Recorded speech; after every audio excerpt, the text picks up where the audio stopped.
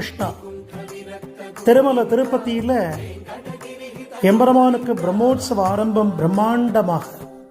அகிலாண்ட கோடி பிரம்மாண்ட நாயகனாக திருவேங்கடமுடையான் திருப்பதி ஸ்ரீனிவாச பெருமாள் புரட்டாசி 3வது சனிக்கிழமை இந்த தென்னாங்கூர் க்ஷேத்திரத்தில் நமக்கு திவ்ய தரிசனம் கொடுக்கிறார்.